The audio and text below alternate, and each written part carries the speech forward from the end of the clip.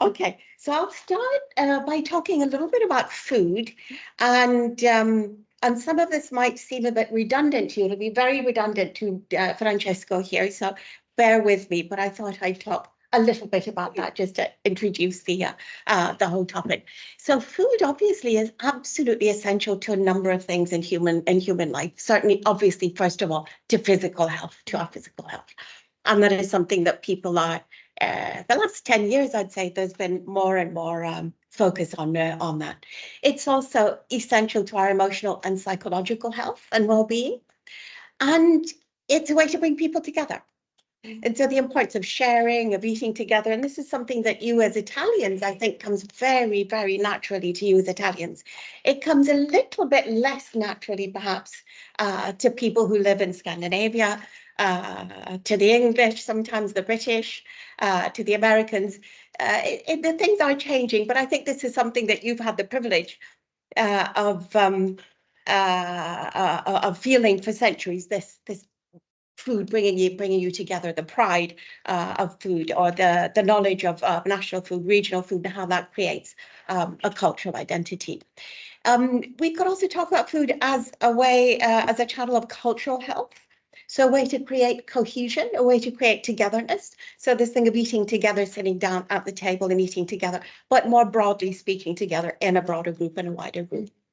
And that creates, certainly it creates a group identity, a group a cohesion, a group unity, whatever you like, but it also creates an out group. So whoever is not a part of the group in terms of what you're eating, that way you're distinguishing yourself by what you eat and by what you don't eat.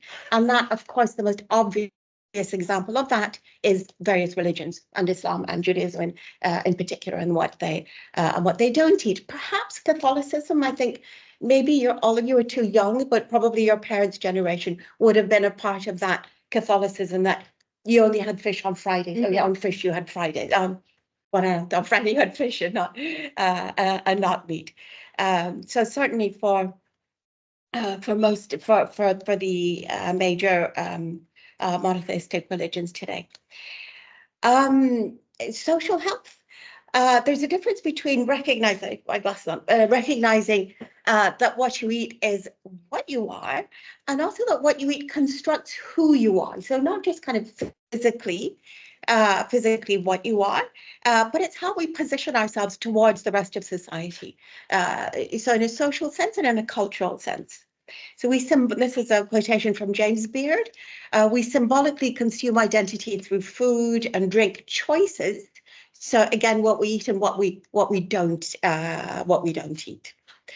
And to consolidate all of this, the importance, if you like, of food for us individually and for us collectively as a society, what I would like to talk about today is that memory of food and what it does to us as an individual, and so in terms of our personal identity, and that is tied so strongly to childhood, which is something we'll be talking about in a minute, and also to our identity, to our collective identity, which is something we'll see.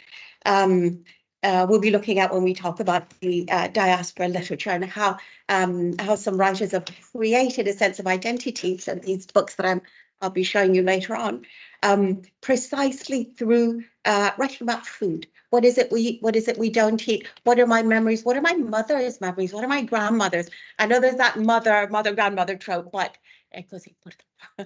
Alla fine ho un piccolo antidoto a quella, the mother, la mamma trope è una cosa un po' diversa, però alla fine. Prima we'll have to go with the mother and the grandmother. I just wanted to say, and this is something we talked about at the end of your talk yesterday, which I thought was really interesting, that I'll be talking a lot about identity, and I absolutely definitely agree with what you said and what so many of you were saying yesterday as well, that identity, not in an essentialist sense, not in a static, not like this is my identity and I'll never change, I can never change. That simply isn't, that's not the way human beings function, I think. And so certainly I'm not seeing, so when I talk about identity or cultural identity, personal, individual, collective, whatever, it's definitely in that idea of something that is constantly changing. And I love a lot of the metaphors you used yesterday, I'll come back to them afterwards, kind of reconstructing your own identity constantly, negotiating your own identity constantly. So I just like that to be said. Okay, so I think this is something we've heard so often. You are what you eat, which is true in so many ways.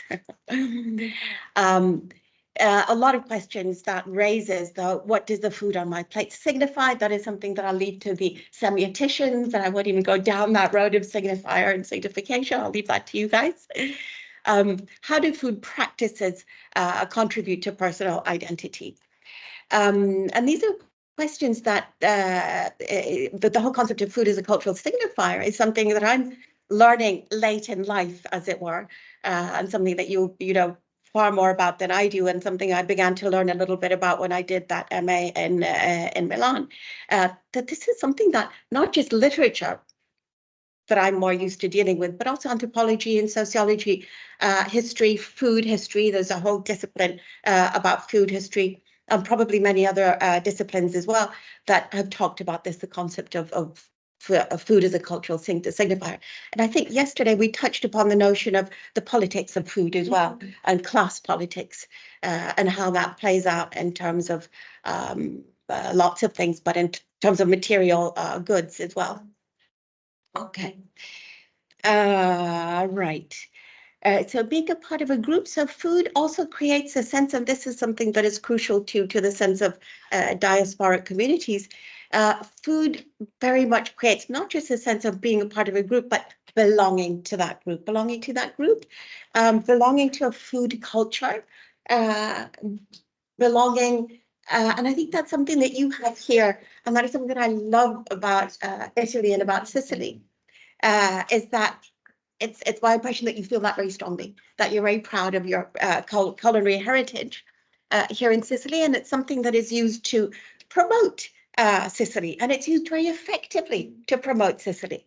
That's why they put together the course in enogastronomia, which is doing really well. And I think it's such a fantastic idea.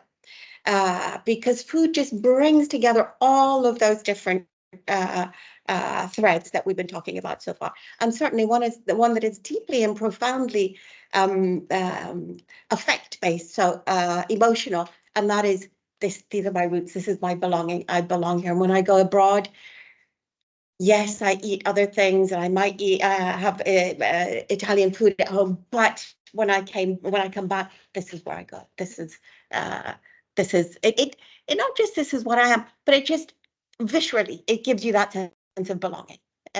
Physically, it gives you that sense of belonging.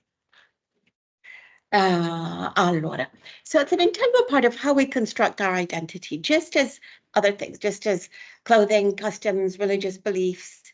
And it's not only what we eat, so we've talked more about what we eat, but when we eat, how is it prepared? How is it consumed? You talked a bit about that yesterday, I think, and we saw some of that, and especially the film about Babette's Feast, which is just such a brilliant film. And it just reveals all of these practices around food, around the table, how we eat, appunto. That also reveals a lot about who we are, and a lot about how we desire to be seen by the rest of society as well. So not just how we see ourselves, but how we would like to be seen. And an example of that maybe was precisely in Babette's Feast yesterday, when you talked about the difference between the table, the Parisian table with the beautiful crystal glasses and the wonderful silverware, and then that very austere, super Protestant, kind of extreme Protestant, austere ascetic kind of table, setting the table with very, very simple utensils. And that's how you want to portray yourself kind of to the rest of society as well. Okay. Right, here's a quote from Eagleton. I don't know if you've come across Eagleton, Terry Eagleton. He was, met him. I went to one of his lectures many, many years ago in England. And this quote that is, everybody seems to be quoting him on this. So if food is never just food, it's endlessly interpretable. It's materialized emotion.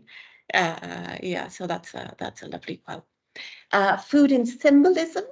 Again, if we go back kind of to pre-modern times, just think about the symbolism in ancient religions, kind of how even more important it was to them than it is, or in a very different way, perhaps. It's not something that I know very much about, but it's something that I find really fascinating. And I love this idea of the ancestral foods. And I think one of the most ancestral foods is probably bread. And it has so many different meanings, symbolic meanings in many of the different world religions. Catholicism as well, perhaps most in Catholicism. Yeah, the idea of breaking, of sharing the bread during communion. So perhaps most explicitly is that. And again, I think it's interesting how food is so normative in those early religions, or the early years perhaps of the monotheistic religions, extremely normative. Less so maybe for Christianity, much more so for both Islam and Judaism, extremely normative. And by that very being normative, you're creating not just an in-group, but very much an out-group as well. So it's an incredibly important part of not just a symbolic part, but of creating and maintaining group identity. So these are some of the, from each of the world, the monotheistic religions. At least it's important. I didn't mention Hinduism, but I know a little less about it. But I think for most world religions, food plays an important part. Food in the modern age, that's kind of goes without saying that there have been a lot of changes that have come with changes in production. And again, you could talk for hours about that, I'm sure. And I don't know that much about it, but from what I understand, it was also post World War II for a number of reasons. And I think, and again, maybe you can correct me on this, but I think because of the economic boom that came in the 50s and the 60s, at least in the United States, that brought with it a lot of changes, industrial changes, but also women's place in the labor market, obviously. Maybe less so in the United States because they were only involved at the end of the war. But even so, there was a huge change. There was a sea change there. And also, I think with that economic boom, so with prosperity, that gave people so much more leisure time. And with leisure time, then women as well didn't want to spend their whole day in the kitchen, maybe. And so a number of different industries came up with these wonderful inventions that today we take completely for granted. The fridge and the oven and all of the other contraptions that we have today to make life so much easier.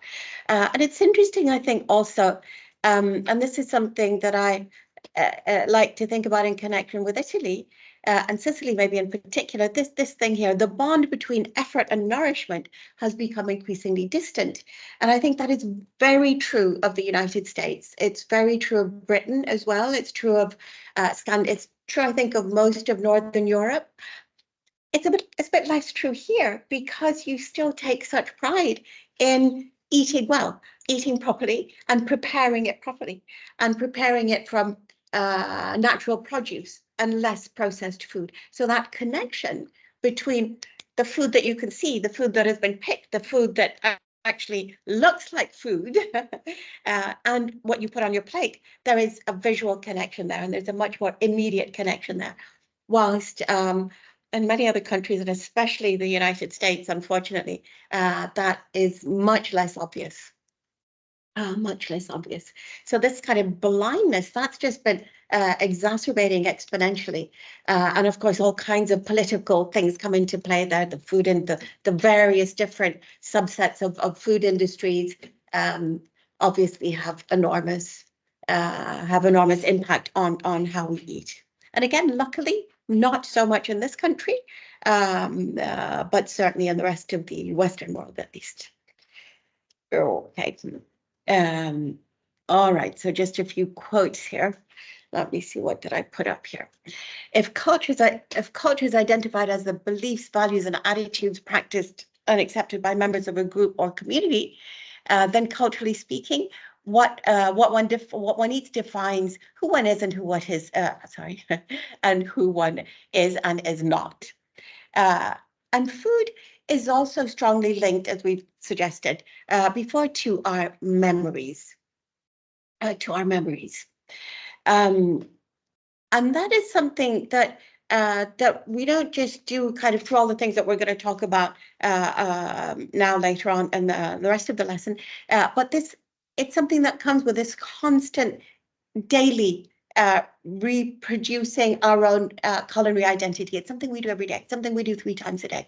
So it's a part of our memory, I think, that has become so consolidated, so much a part of our cultural identity, our social identity, but ourselves, our own private personal identity. How can it not be? How can it not be when some of our earliest memories probably, and maybe they're not conscious memories, but they are probably tied to that active eating with your mother, or maybe with a father, or maybe with your sibling, probably with the mother. And so there's such a deeply ingrained part of the human experience, of the universal human experience.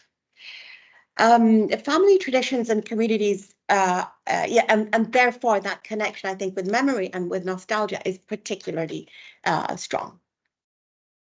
And that is something that we're going to see now, that really plays out in the various diasporas. And think about it, Italy is such a good example, because the Italian diaspora and the Sicilian diaspora that went to the United States in particular, and you all probably know a lot more about that than I do, maybe you have families there as well.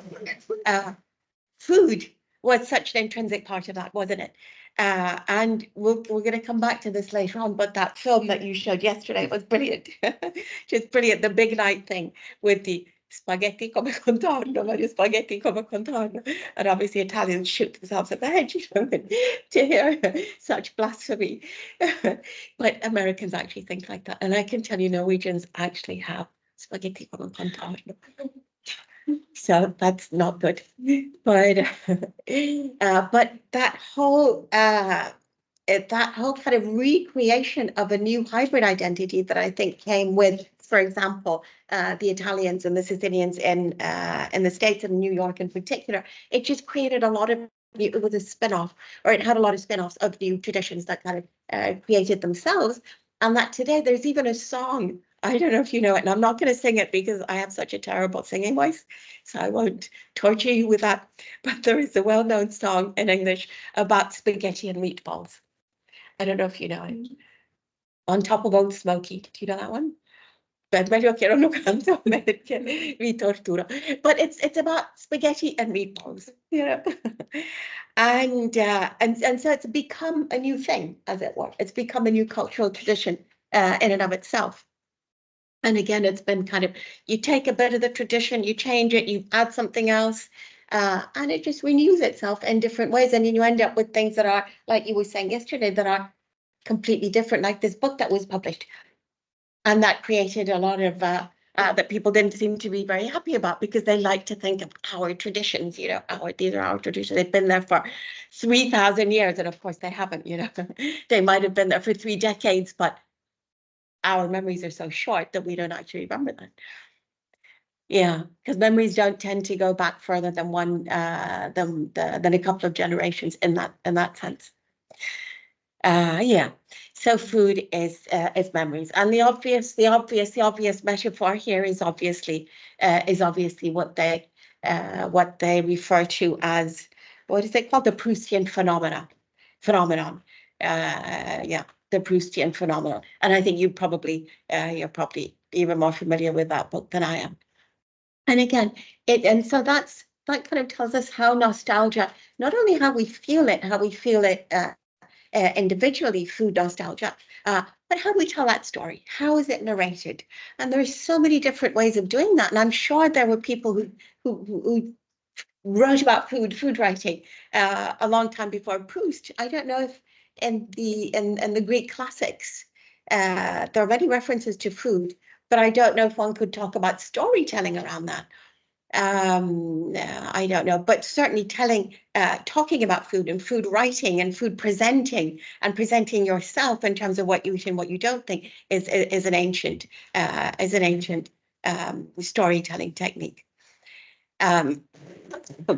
Triggered by at least this type of narration, of food narration, that is evoked by nostalgia, or that centers on nostalgia, which is what we'll be talking about later on.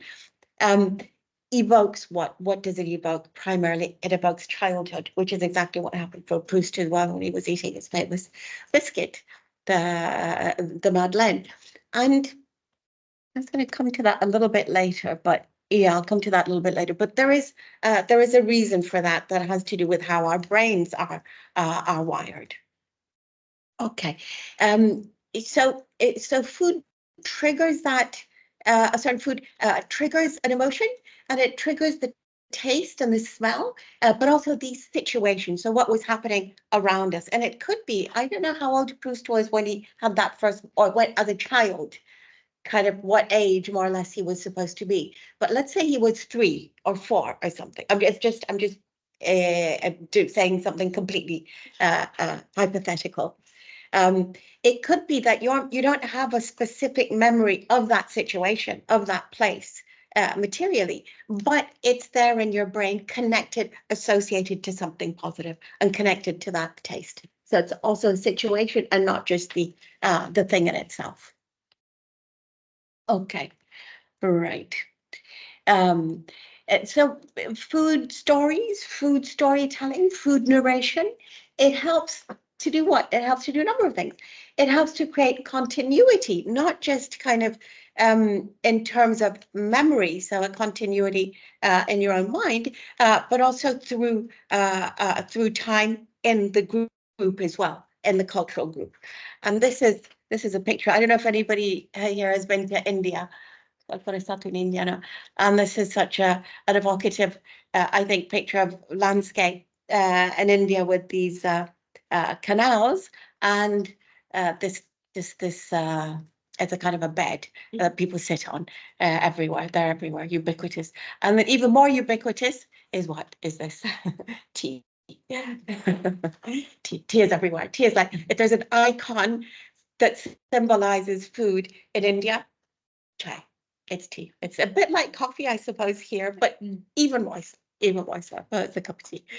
And it is in England as well, but in a slightly different way in England. And of course, there's a connection there between England and India.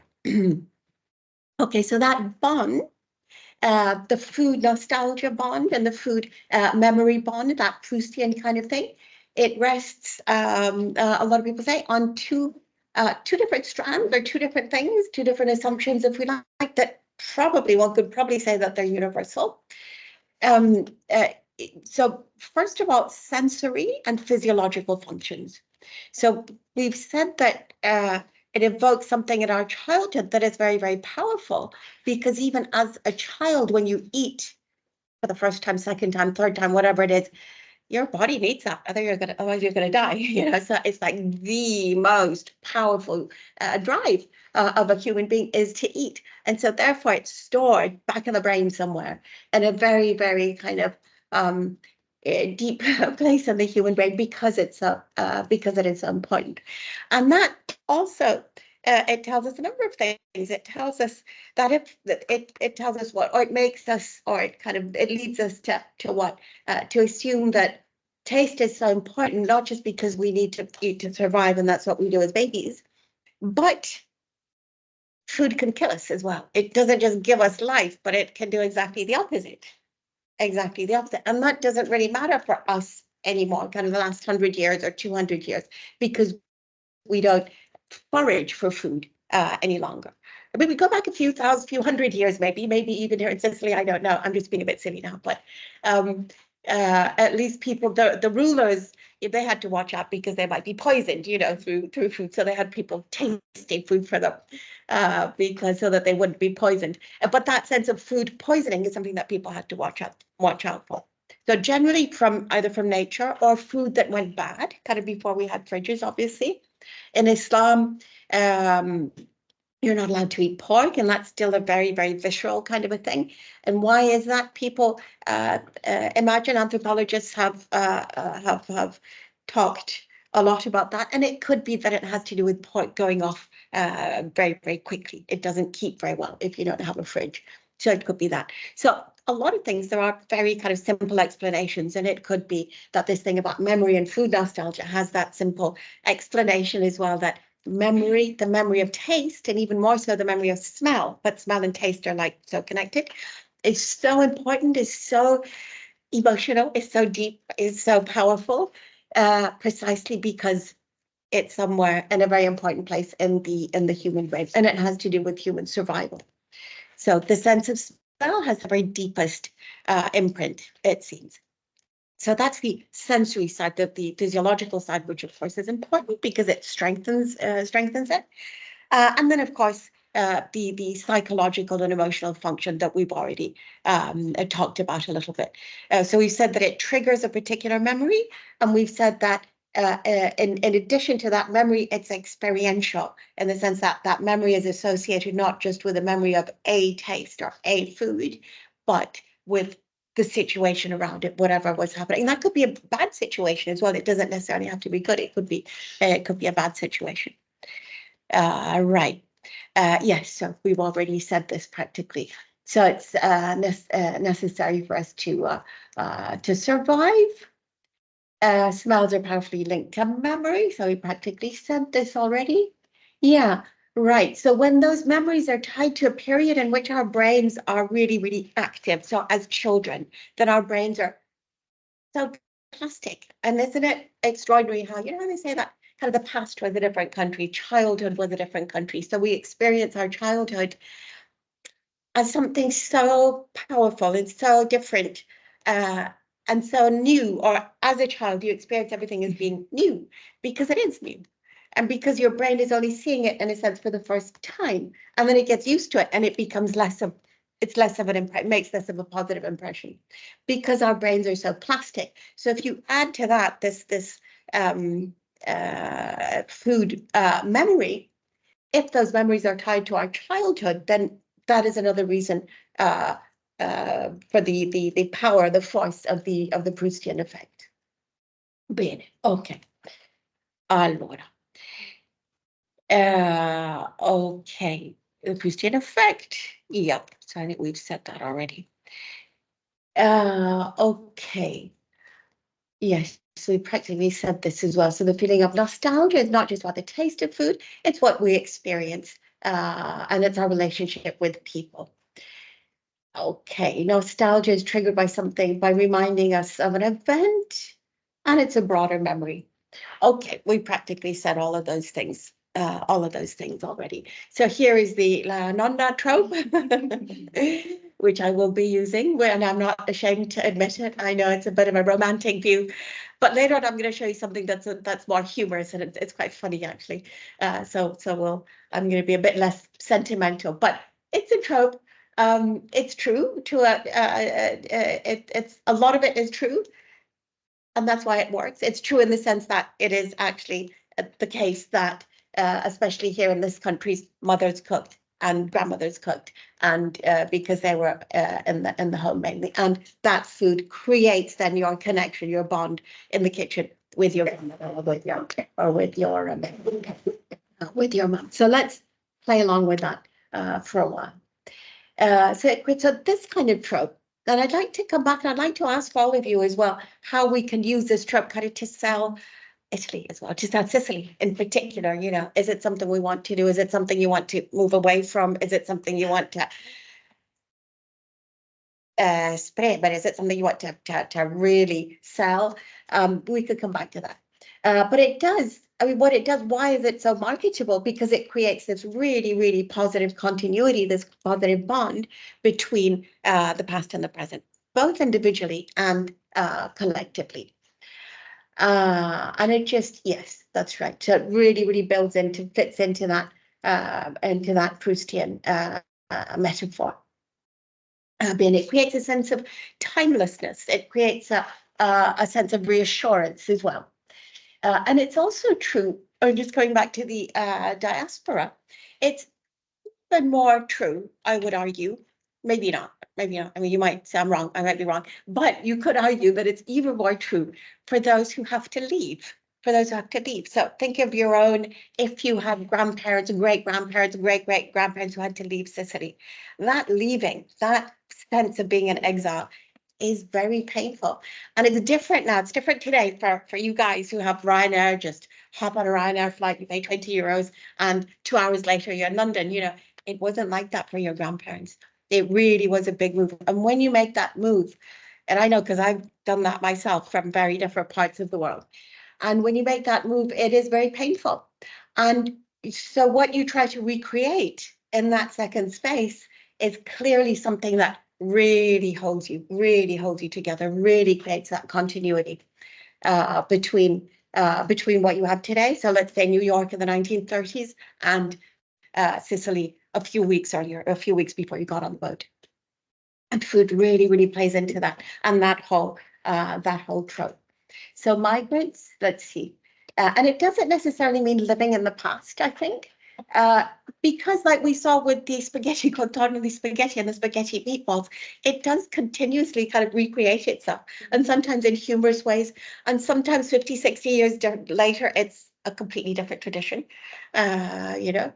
And sometimes it isn't. I don't know. I think that might change now with social media and with kind of the globalization of communication, that it's so immediate. It's not like a year passes before you get a letter from your relatives in Sicily.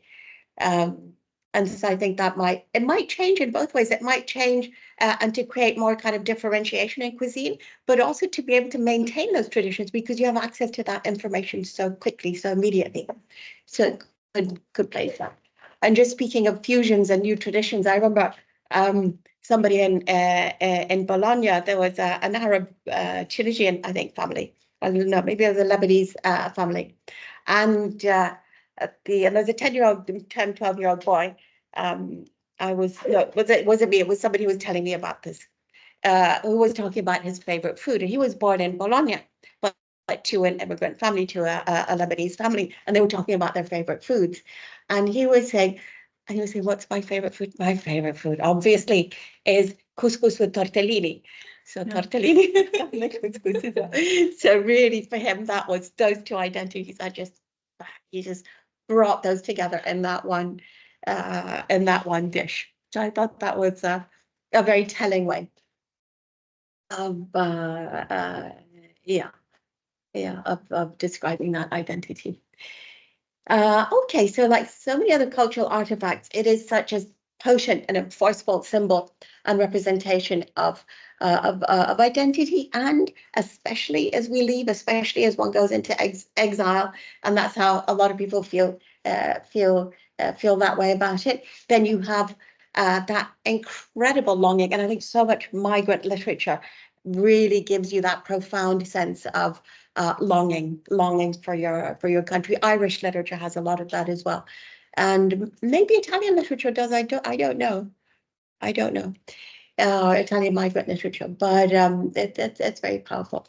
And we mentioned the Anglo-American, the Italo-American diaspora. The other huge diaspora that we'll be talking about is obviously the Indian one, so the Indian Pakistani one.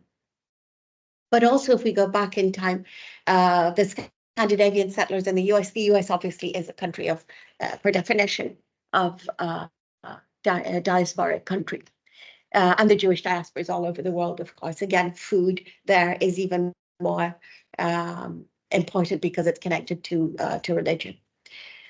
Okay, so in this way, food doesn't just create those maintain those bonds, and create new identities, but it crosses geographical, cultural, and generational boundaries. I think that idea of generation is really interesting as well. So it's constantly recreating new things.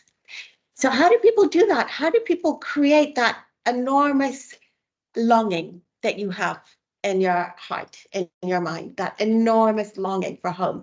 And now I think it's so difficult to imagine that now precisely because we have Ryanair. So just even in the space of 10 years, 15 years, it's completely changed.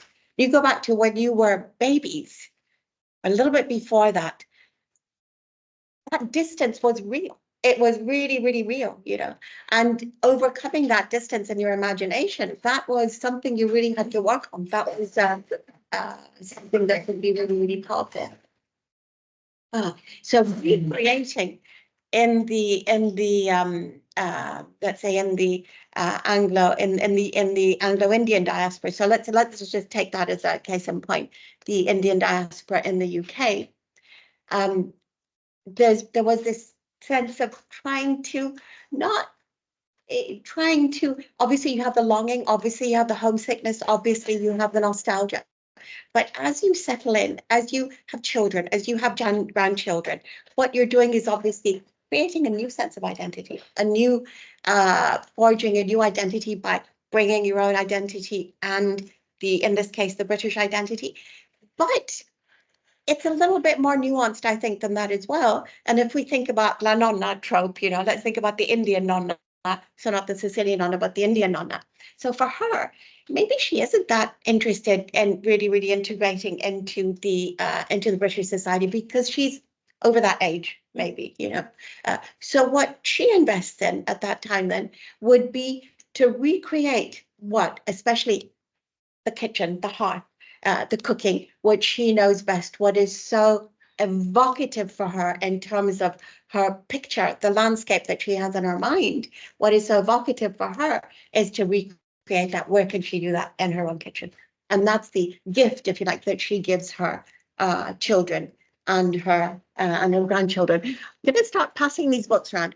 And this book in particular is precisely that. It's, would you? The author is called Vicky Bogal. She's Sikh. Do you know what the Sikh religion is? Sikh. Quelli che hanno I turbanti, quindi hanno con I turbanti, sì. And so she's a Sikh, and they have a very, very strong group identity. So they're both in India and Pakistan, mainly India. Very strong group identity, and they have their own cooking traditions as well. So she's published this cookery book, and there's been this whole wave of cookery books, especially Indian cookery books, that are connected with, obviously, because that's what I'm supposed to be talking about, with nostalgia and that sense of recreating home in a generational sense as well in Britain. And that is what she's doing here. So I'm going to just pass it around so you can look at the pictures yourselves. And they're pictures of, and I think they're black and white pictures. I think they work even better. So there's her Daddy G and her grandfather and his. And I'm gonna send it around so you can look at it yourselves. But I just want to note this: cooking like Mummy G. So that title is just perfect. It's just perfect. Real British Asian cooking. So you have that fusion. You have that coming together of those two identities, British and Asian. But also, it's not just British Asian, it's my mummy, la mamma, you know, so again that trope, universale, this trope.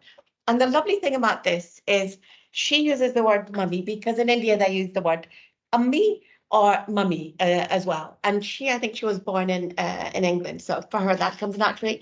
And what does she do? She adds G at the end, and G is like this honorific. And everybody uses it in India and Pakistan. It can also mean yes, G, yes. It can also mean yes, but it's something you put at the end of a vocative, I suppose, when you're talking to somebody and the function of that, in the sense of the function of the vocative.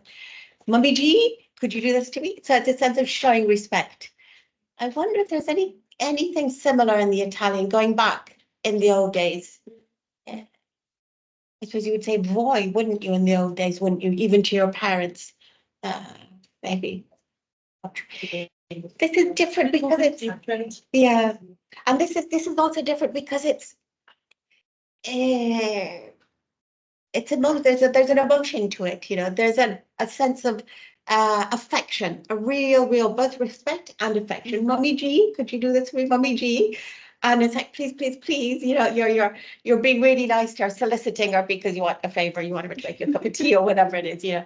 So just that title for people who are used to using this term, it's very successful. It works very well. So I'll pass that around. And let's see, there are a couple of others I wanted to show you. And that one in particular, we'll come back to that in a minute. And this one is much more recent. This is called the urban, hang on, let me start with this. Summers under the tamarind tree. Does anybody know what the tamarindo si dice in italiano? No, non è un agrume. I don't know what can anybody look it up? Tamarind, for the translation in Italian? Tamarindo. È così. No.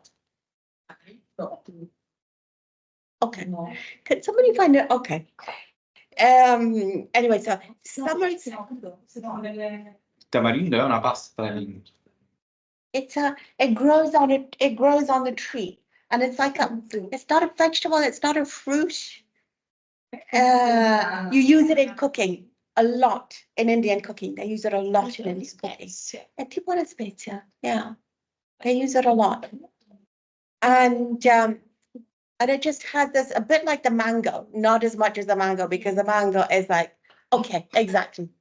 So you dry that. È un po' come quell'albero qui fuori. It has a similar kind of thing. Yeah, like that. Yeah. Like, what did you say? Exactly. But it's smaller, I think. Yeah. And then they dry it and it becomes sticky. And you use it in Indian cooking. And it's so ubiquitous in Indian cooking that it's really become a part of the culture, kind of. And it just has this evocation. And so she's done this beautiful illustration. So summers under the tamarind tree. So summers in India and Pakistan, she's from Pakistan, are very hot. So Sicily's hot, Pakistan's hotter. And so this idea of being under the tree and in the shade of the tree, that is quite lovely. And so she's written here, recipes and memories from Pakistan. So it's in the title of the book already. And again, she has, there's a preface that talks a little bit about this idea of the narrative of my memories from when I was little and the food that we had, childhood tales, growing up in the kitchen, and then more about food, and then my grandmother's garden, the sweet taste of mango heaven. So things that are evocative. So that's the tamarind tree. Yeah. And there's one more thing that is even more sacrosanct than tamarind and chai, and that is the mango. I don't know if you mango. The mango is like Indians and Pakistanis will talk for hours and hours and hours about mangoes. And here is what you see. So in addition to being a cookery book, it's also a book about telling my story about where I came from. This is the ubiquitous teapot. So anybody who's been to India, you'll have seen this. Usually it's blue. There it's green. A market, a bit like Virginia in the old days, 100 years ago, maybe. And that's a bit of storytelling. Yeah, and then her first chapter is about her own mother and her own parents. So again, the sense of nostalgia. Growing up in the kitchen, I'll send that round. Do you all know about the history of? I mean, I don't suppose there's any reason you should, but it's relevant. It is a bit relevant. Do you know about the history of Pakistan?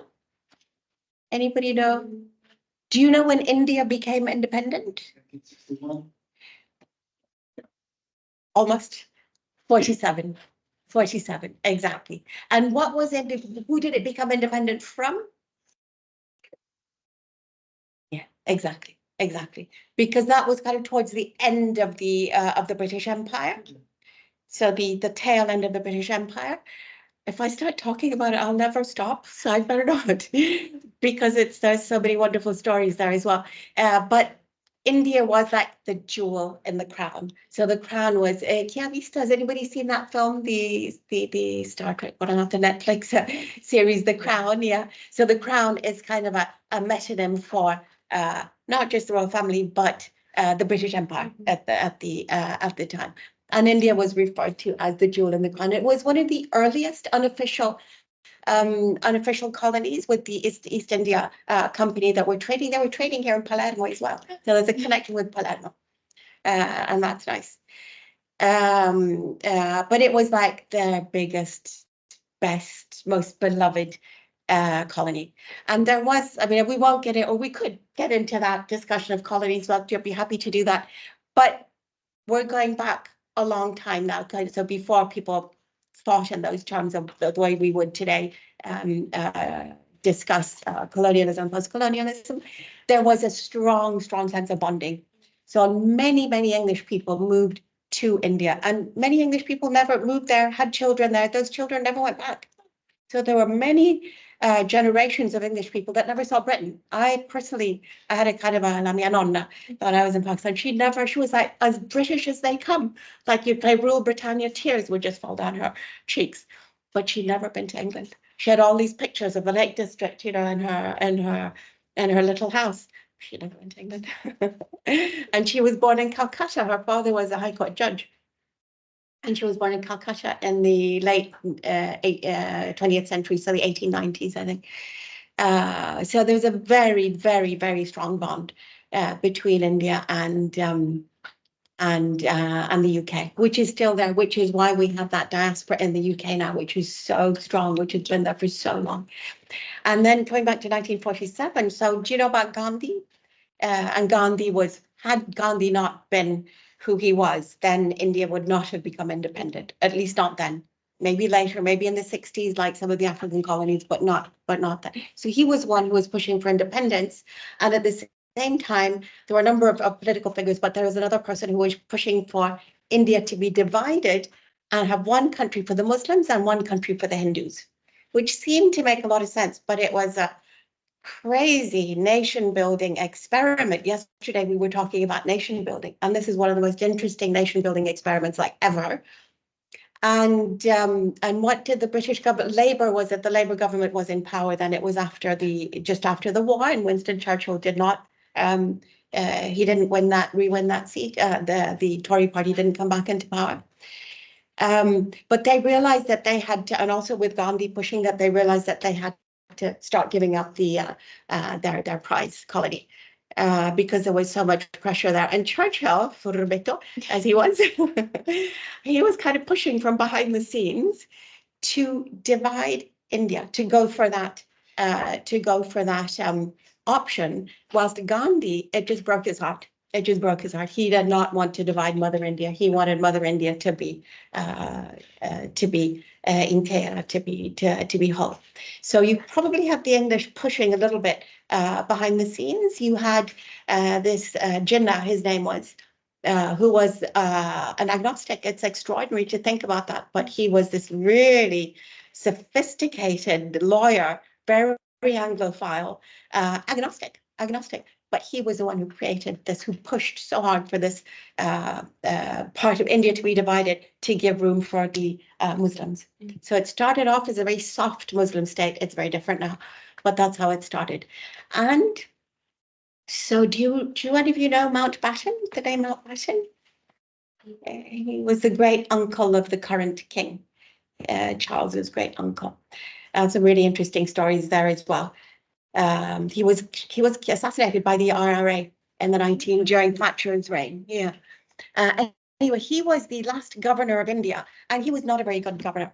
So what he did, there's some really good films about this. If you want, I'll tell you afterwards. What's it called? Viceroy's House with Gillian Anderson and Hugh Bonneville. If you're interested, that's a lovely film about that period.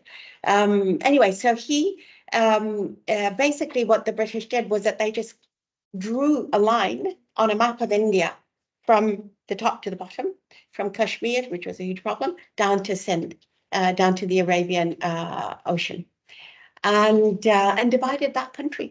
And within the space of a few weeks, Hindus moved to India, and Muslims from India to Odisha. And it was one of the most bloody nation building experiments in all time. There was just an ocean of blood. People would meet, kind of, you have trains that would come from Pakistan to India, or they'd have trains full of people. They would arrive, one person still alive, everybody else butchered.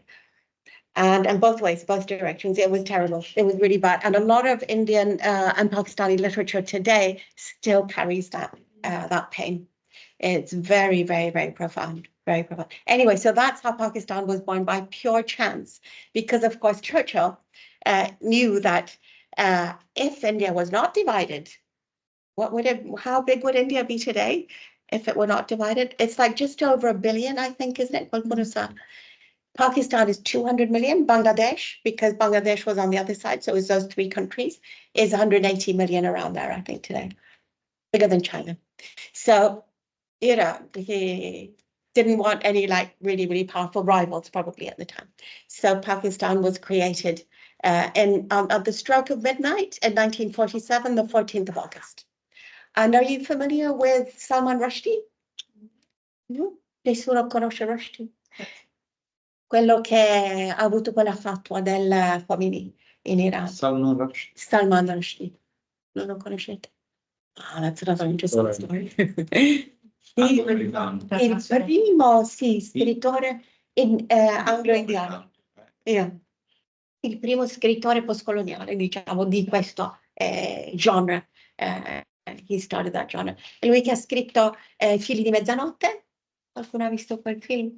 Siete giovani. Negli anni '80 è diventato molto famoso, tristemente famoso, perché in un suo romanzo ha nominato Maometto, insomma, fondamentalmente ha preso posizione sull'Islam e ha ricevuto una fatua dall'Iran, e quindi fondamentalmente per tutta la vita, da quel momento in poi ha dovuto temere per la sua vita, e credo 3 o 4 anni fa è stato ferito molto gravemente, quindi fondamentalmente ha perso un occhio, ma un paio di anni fa, sì, recente, a New York. Con la pandemia. Sì, esatto, stava parlando del suo libro a New York. È una cosa terribile, perché questo romanzo è stato scritto negli anni '80 e quindi per tutta la vita lui ha dovuto vivere nell'ombra, comunque, diciamo, sempre sotto misure di sicurezza pazzesche. È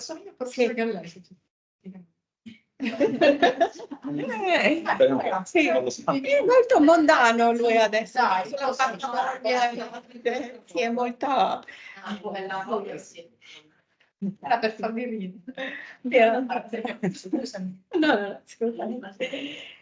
Così. E lui quel libro, I figli di mezzanotte, che era il suo primo grande successo prima del famigerato Satanic Verses, poverino, versetti satanici, sì. E il Midnight Children è esattamente questi figli che sono nati a mezzanotte, il 14 agosto del 1947, quando India ha avuto la sua indipendenza e Pakistan è nata ed è divisa in quel secondo. Allora il libro parla di questi figli che sono nati in quel secondo e nel suo modo così meraviglioso, metaforico, un po' come quel messicano, come si chiama quella? That's the real, magical realism. He's a bit like that. Yeah. Realismo magico. Yeah. Lui è un po' su quel libro, almeno, non gli altri, ma quello un po' su quel filo. Anyway, so that is the story of Pakistan. It's a tragic story. India is doing quite well now. I mean, there are no perfect democracies, but at least it's a democracy. It's doing reasonably well. Economically, it's doing reasonably well. Pakistan, unfortunately, is on the brink of collapse and bankruptcy. It's had such terrible problems with radicalism. It didn't used to. It was quite recent, but so it's a very sad story. Anyway, so but both of those communities, so both the Indians and the Pakistanis, they really feel at home in England. They really, really feel at home. And also, like Salman Rushdie says, it's their language as well. English is also their language. So in India, there's many monolingual speakers of English, especially the upper class. They'll go to school in English. They'll speak in English. They might speak in Hindi to their servants, and that's it.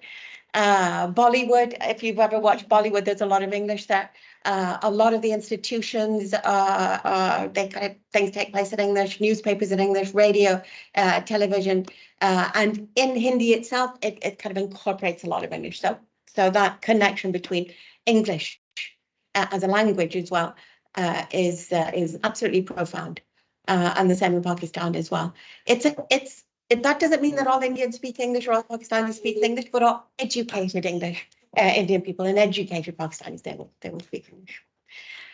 This is another one, the Urban Raja's Curry Memoirs. So again, memoirs.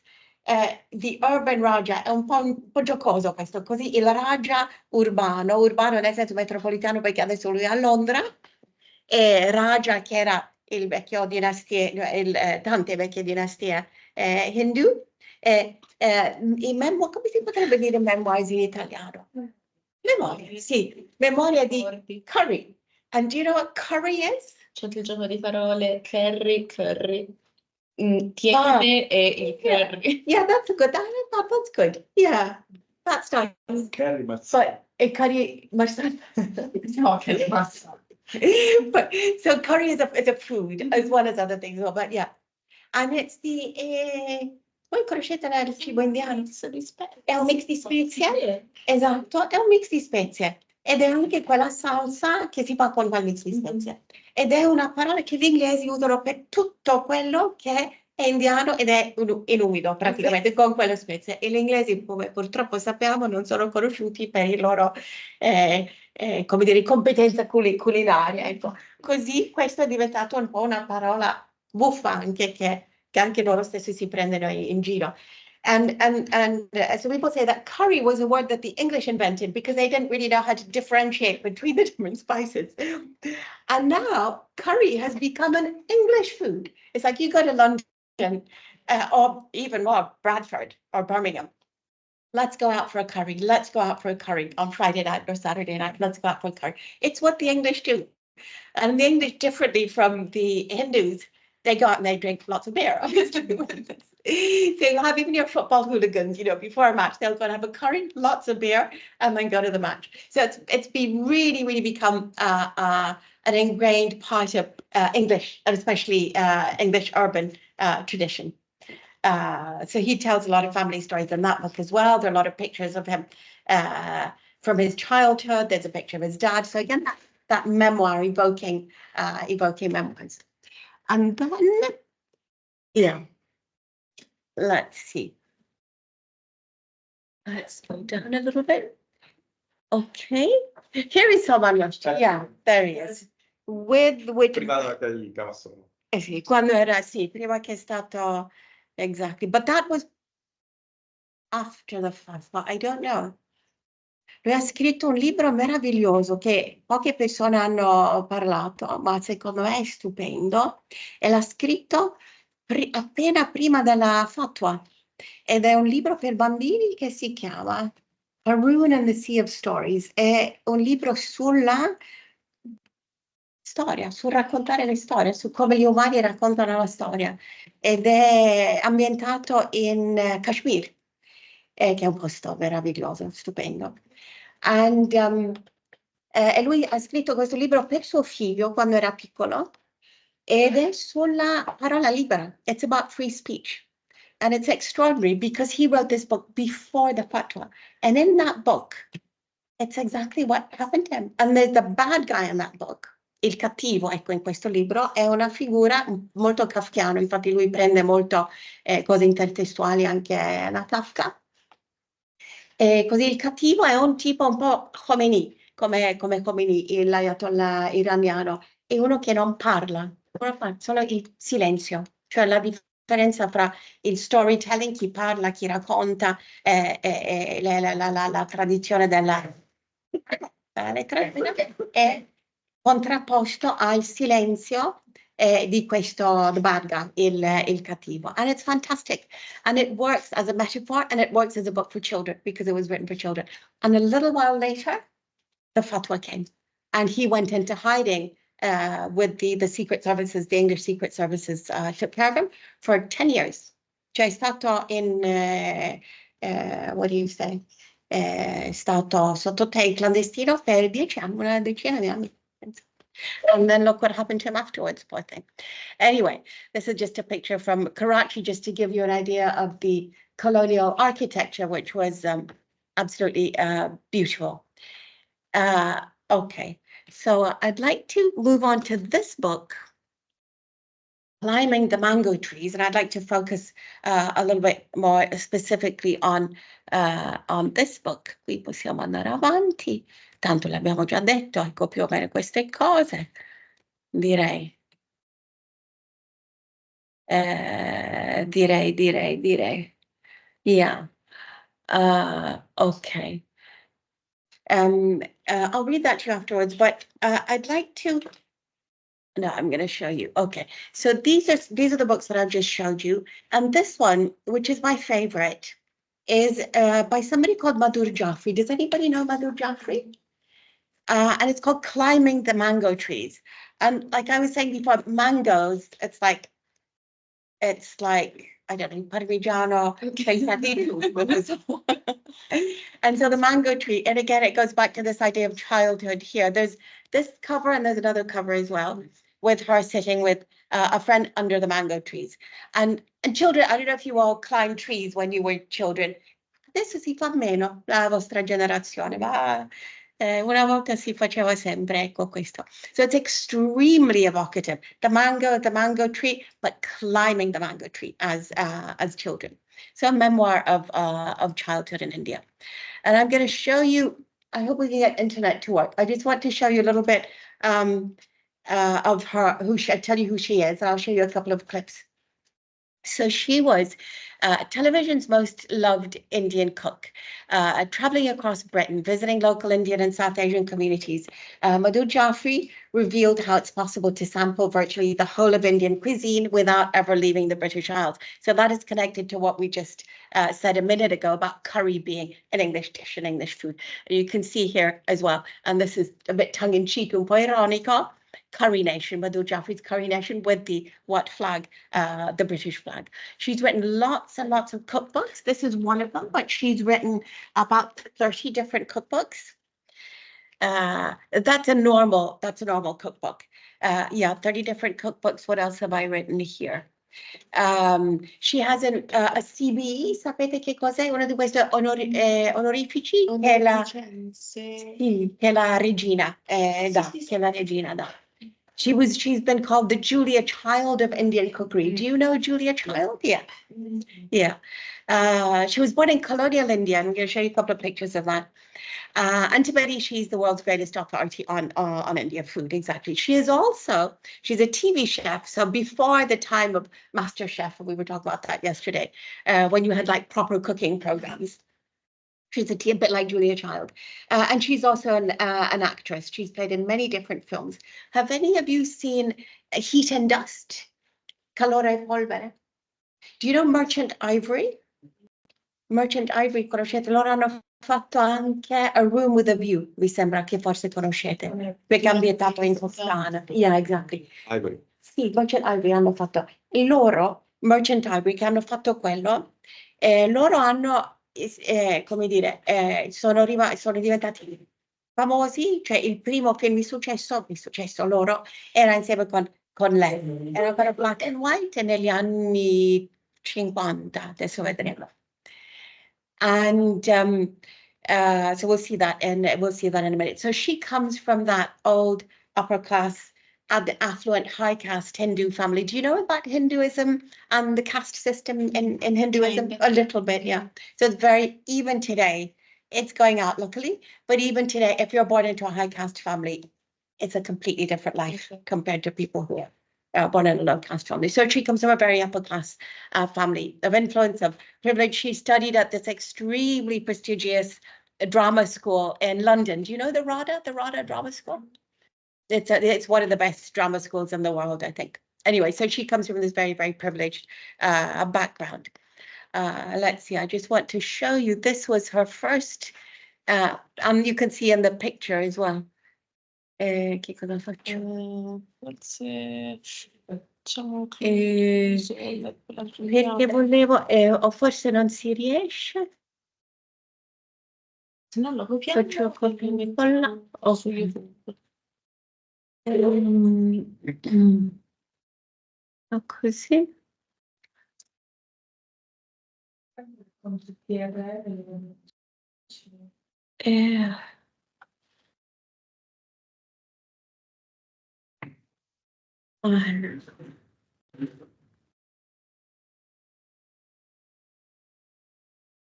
Let's see if that works.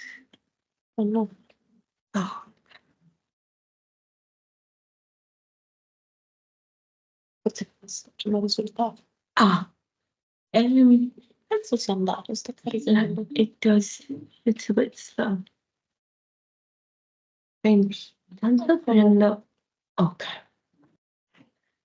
Intanto mando, I'll send this book around. This book it tells a story of her childhood and it's full of recipes and it tells a story through food. But look at the pictures. Look at the photographs because they're very different. They're a bit different from the other photographs.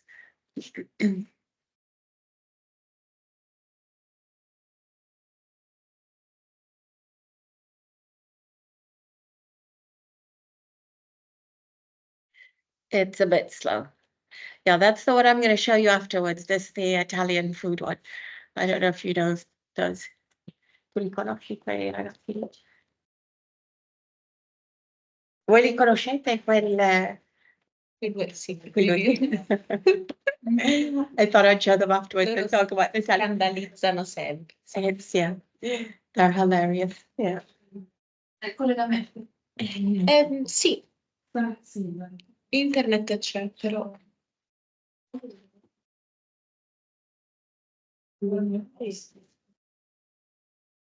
È un po' lento. It doesn't work. You think it doesn't work? Or is it just really slow? La connessione da... Sì, è il cellulare. Perché sennò non funziona. Io ce l'ho scarico, non ti posso condividere. Tra un minuto si sta. It should be. It's just a bit slow. Sto usando hotspot. Ah, sì? Perché sennò non funziona. Sì, sto usando hotspot. Okay.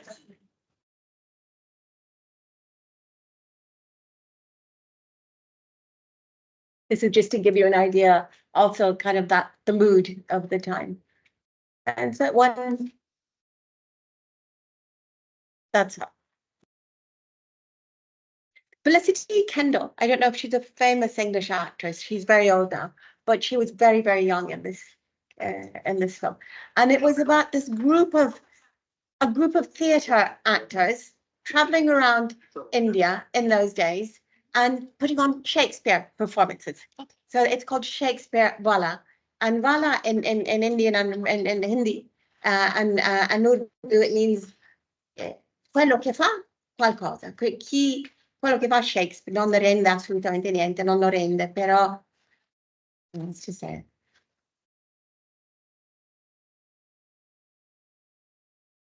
And that's also to give you a different kind of picture of the India of the late 50s and early 60s. Esisteva anche quest'India qui, che era un'India ancora molto coloniale, ancora alla fine, ecco, del periodo coloniale, molto sofisticato, molto upper class, molto mondano, and very sophisticated as well, very intellectual, very theatrical. And so that's her background. That's her family kind of background and her cultural background. And Mette, visto sì. Bombay?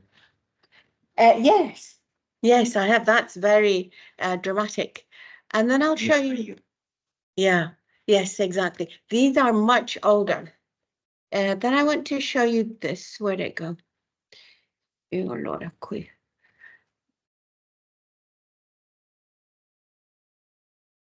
Allora. This is a newer film.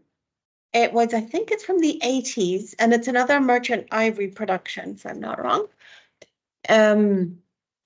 With Greta Scacchi. Conoscete Greta Scacchi? Secondo me è metà italiano. Greta Scacchi, vero? Sì. Greta Scacchi è una Ossi, una australiana, figlia di italiani. She didn't know that. But her English is very beautiful. Ha un bellissimo accento, è molto brava, sì. E lei è la protagonista di questo film, scritta da un'altra della diaspora, Ruth Prowell Javala, scritto delle bellissime cose. Una polacca inglese andata a vivere in India, che ha scritto anche questo film, anche vari film. And this is a lovely film. I'd recommend this. It tells you a lot about the India. And there's a parallel story. Isn't that Julie Walters? Today, and her aunt or something. So she's going back because she's read letters that are out road. Julie Christie, sorry. And Greta Scacchi. So there are two parallel times. C'è questo love square, and there's Madhur Jaffrey. And I think he's brilliant in this role here. Così ironico anche il modo in cui lei and it's lovely. This film is just lovely. And there's the Raj, and there's a love story. So between her and the, so she's married to him, to somebody in the military, in the British military. So this is at the peak of the British Empire when England was still very, very powerful and present in England. And there's this coexistence of the Indian upper class, the Hindu upper class, and the British upper class. And you see that so well in this film. And lovely clothes as well. Lovely, thank you. And so this is just to give you a feeling in a way for Merchant Ivory Productions. La riconoscete adesso, Greta Scacchino? Sì, alcuni di voi sì. Yeah, and then she falls in love with the prince, yeah, so that's has all kinds of repercussions. And then I just want to show you, and that was also, and you see the pictures here of her. So this is her in those days when she was a famous actress, or pretty famous actress in those days. This is her today. So this is her today. After she moved to London, and she became really, really interested in cooking, possibly for the reasons that we've mentioned. I'm not sure, but I would imagine so. And she became one of the first TV personalities, TV chefs, a bit like Nigella Lawson. Do you know Nigella Lawson? Yeah, it's a little bit like that. And because she had the strength of her personality as well, she just became really, really well known. And she has questo modo un po' giocoso, si vede questa foto qui con il capello e con quel sorriso un po' molto ironico, è una personalità. So I just want to show you from the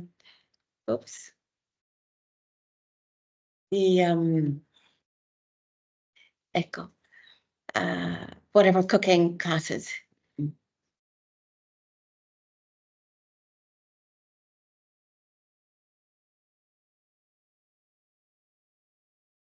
Un po' lento. Never mind.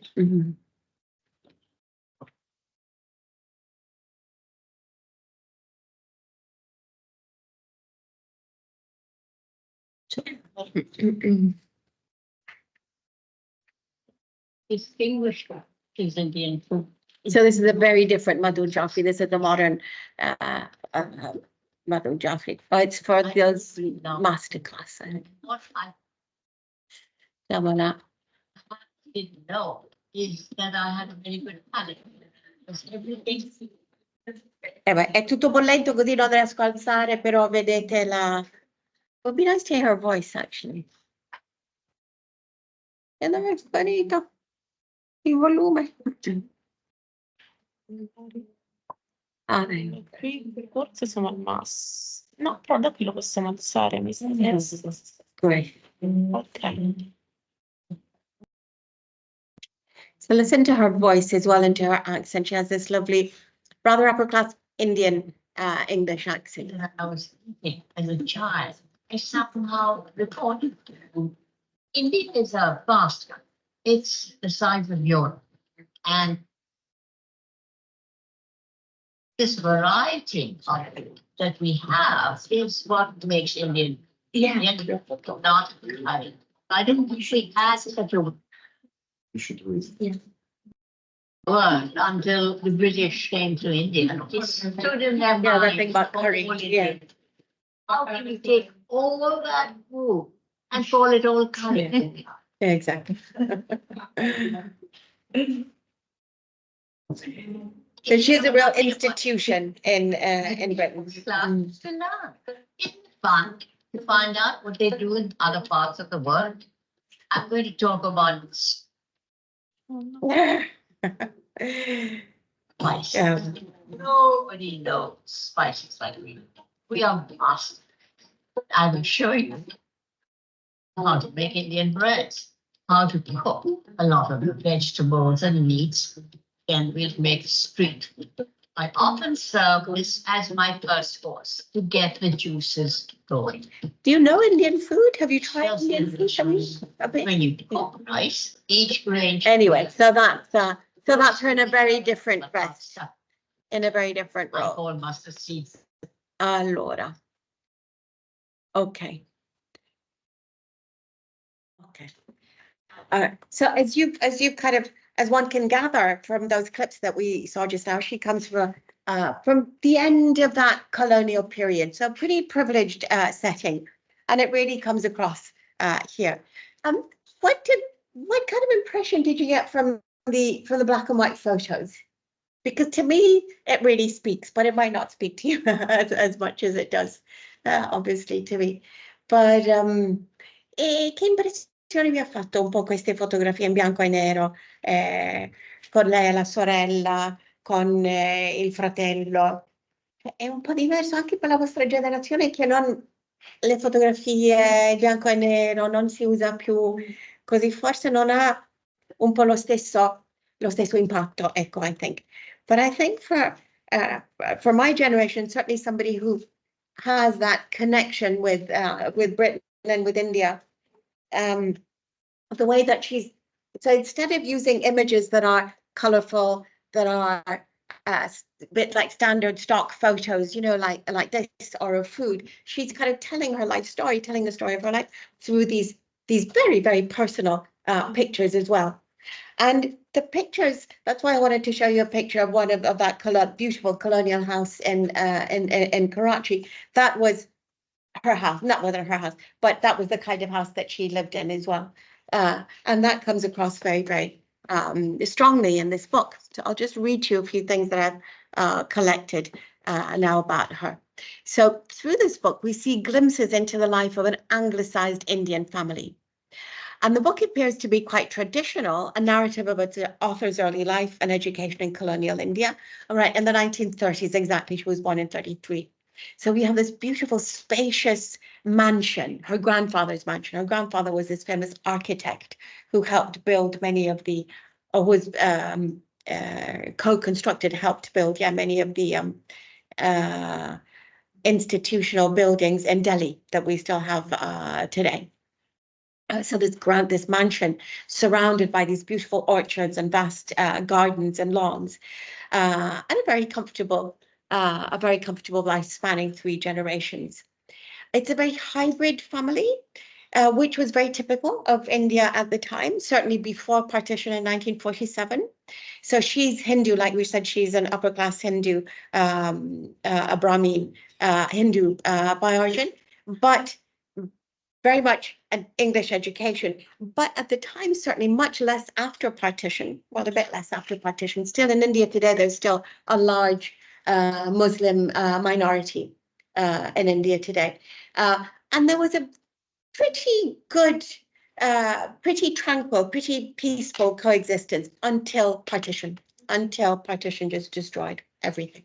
And today, do you know about the relations between Pakistan and India today? Very bad, very, very bad. And one of the reasons, because of what I just explained to you before, and also because Kashmir, which is a province in India, and the viceroy, instead of giving Kashmir to Pakistan, and it was Muslim, it was 95% Muslim, he gave it to India. Everybody loves Kashmir because it's so beautiful.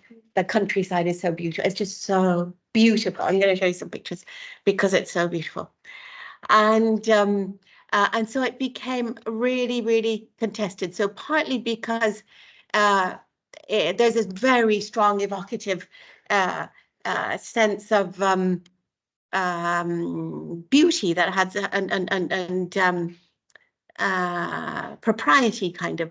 Everybody wanted Kashmir. I'll just show you Kashmir Dal Lake.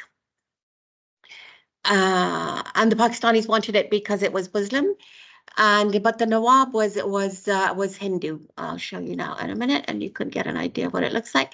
But Kashmir is also the source of the water supply for the Indus, so it's strategically very important, very, very important. And now the Indian military, a few years ago, they practically annexed it. They took it over. So it was supposed to become independent eventually. That was a UN resolution in 1947. That never happened, and now it's been practically annexed by India. And Pakistan is not happy, obviously. The problem for all of us sitting here today, it's a long way away, but the problem is they both have a nuclear bomb. And Pakistan has had a nuclear bomb also for a long time. And so with this thing over Kashmir, and you can see how beautiful it is, with this thing over Kashmir and with the Muslim-Hindu relations that are not great at all, they're constantly on the brink of at least threatening nuclear war. So it's not a very good situation.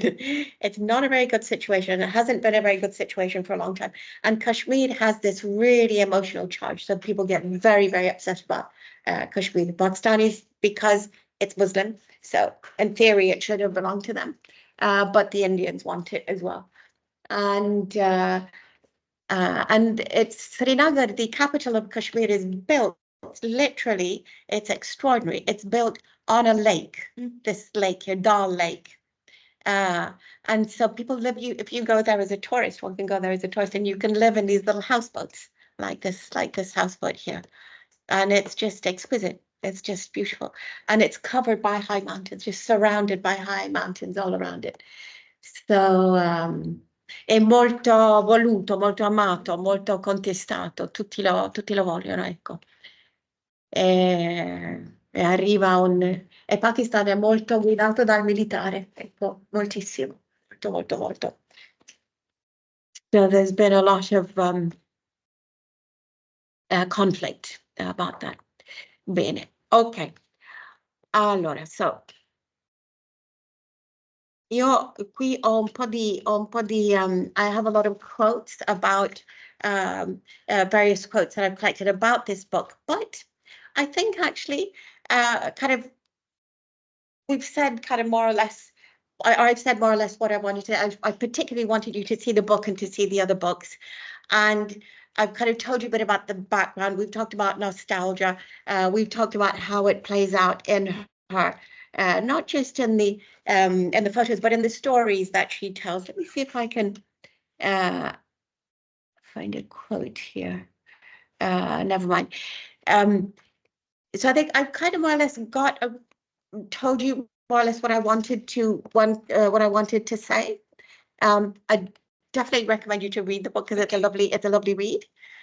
And I thought I wanted to go back and just pick up on those reflections, things that we were talking about yesterday. And here are some pictures from those books that you've already seen yourselves now. And I just wanted to pick up on some of those thoughts. And yesterday, because obviously that whole of the diaspora thing, so both Madhu Jafri, but even more so maybe the other books that we looked at, because she came from such a protected background. She was such an elite figure, or that whole background was such an elite background. She was an actress. She was starred in Merchant Ivory's first film. She was she was a bit of a star, you know. So I don't think she herself embodies that pain or that difficulty of having to recreate kind of a new identity in the diaspora. I think it's more pertinent in this book, and I think this is these two as well, but maybe even more so, where she comes across in the title. And she really goes out of her way to recreate kind of her mother's and her grandmother's Indian recipes in London, and adapts them kind of to London necessities or London habits, perhaps is the right word. So I think that is a better example, if you like, of the difficulty of exile, if you like, and the recreation of a new identity through lots of things, through music as well. but also through food. And one of the things that the Sikh community does differently, I think, not so much the Hindu community, but the Sikh community and the Jain community also in England, is that they have temples. And everybody goes to the temples and they cook together and they eat together at temples. So it really becomes a communal experience. It really becomes a communal experience. So I just wanted to bring that back, that sense of creating a new identity in the diaspora. And also, I think the diasporas are very different in England. They're different from what they are in Australia, or the Indian diaspora. It's different in Australia, and it's different in Canada, and it's different in the United States. And the oldest one is, for all of the reasons that I told you about, the oldest one is Britain, because of that really, really strong connection. The diaspora in America is quite a wealthy diaspora. So most Indians would be doctors and lawyers. It's like a huge percentage of the doctors are Indian, or a huge percentage of the Indians are doctors. So it's quite a wealthy diaspora also in Canada. In England, there's more of a mix also because it's older. And I think yesterday we were talking about first generation and second generation and how that kind of pans out. And I think what I'm seeing, I might be wrong, and I studied this a lot more in earlier years, and I haven't really been keeping up. So I'm not sure about this, but I think where people like her, like Salman Rushdie, who started this whole, literally, his was Midnight Children was kind of the first post-colonial novel. And he was kind of the biggest exponent, so sophisticated and so Western and so liberal. He went to Cambridge and he became Western anyway. But from what I'm reading is this last generation, so we're going 3-4 generations in time, they are reclaiming something different. So they're moving in a slightly different direction. And this is more the Indian and Pakistani Muslims and not so much the Hindus, but they're reclaiming a more ancestral identity. So it's kind of going in a different direction from what one thought it would go. Yeah. Si vede anche dal turismo, ora va molto il turismo delle origini, che è l'idea di tornare esattamente per riavere quell'esperienza, diciamo, ancestrale, proprio nel senso dei miei antenati. Yeah, exactly. Exactly. And I suppose it's very similar to what's happened to that identity reconstruction in the diaspora, but I suppose it's a little bit different because you're coming temporarily. But it really, really feeds into that identity and food that you were talking that we were talking about yesterday. It feeds into it so much. And what did I want to say here? Yeah, all of those things we talked about yesterday. Innovation of tradition. I like what you said about plasmare e formulare. And that's right. I put up a thing that I found in film. I thought that was such a nice quote. When human beings convert some part of their environment into food, they create a peculiarly powerful semiotic device. So you know that it's therefore a highly condensed social fact and a marvelously plastic kind of collective representation. And so he's talking about how India is represented also in Britain through, so in India, but also in Britain through food. But one thing that he said that I'd forgotten to mention is that there's so much variety in India as well, and variety in terms of not just food, but how you see food. And that, and he was mentioning cosmological importance of food in South India. So really, really important symbolic connections or religious connections to food. So I thought that was interesting. And I love Benjamin Anderson. I don't know if any of you have come across Benjamin Anderson. He has this wonderful book called Imagined Communities. And he talks about the nation state and how the nation state came into being. And he talks about the printing press, la stampa. E dice in questa meravigliosa metafora, non è, cioè parla della stampa e dice che la stampa ha cambiato il modo in cui pensiamo, soprattutto quando sono arrivati i giornali. Perché con i giornali, per la prima volta, tu stavi leggendo una cosa che leggeva anche altre persone che tu non vedi. Allora crei una comunità nella tua testa. So it's imagined communities. I think that's so beautiful. Because before that, immaginiamo anche Sicilia, magari da qui a Trapani, magari magari si vedeva due volte nella vita, forse. Questo è un riferimento fondamentale per chi di voi sta facendo studi sul postcolonialismo e sulle identità nazionali. E lui è il più importante studioso del nazionalismo, quello che ha fondato un punto di vista, diciamo, molto diverso rispetto a quello storico. Cioè lui è uno scrittore è cinese, anglo-cinese, e ha fatto di estrazione marxista, che ha fatto appunto questo lavoro concentrandosi con l'idea che il nazionalismo non sia qualcosa che sia nata in Europa, ma al contrario è nato nelle colonie. E quindi in realtà l'idea, diciamo, di costruire una patria è molto connessa ai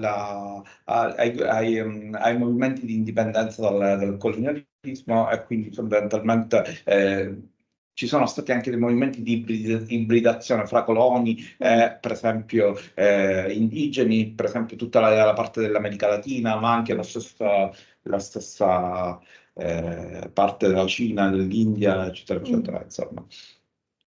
Lui faceva anche un ragionamento su quello che diceva lei, per esempio, diceva, ma come si fa a costruire una nazione? Dal punto di vista, se sei, diciamo, uno un responsabile, diciamo, delle colonie, come hanno fatto materialmente? Fai un giornale. Se fai il giornale, sembra che stai facendo un'infrastruttura comunicativa, eccetera, eccetera, ma in realtà stai facendo anche una infrastruttura che ha poi un valore simbolico, perché costruisce un effetto di sincronicità, per cui chi sono io? Io sono quello che, diciamo, legge quel giornale, che leggono tutte le persone che stanno all'interno di un determinato territorio, e quello io lo riconosco loro come mio territorio. E quindi ho una cosa che diciamo molto interessante, è questa idea dei pellegrinaggi, cioè fondamentalmente segnare una capitale.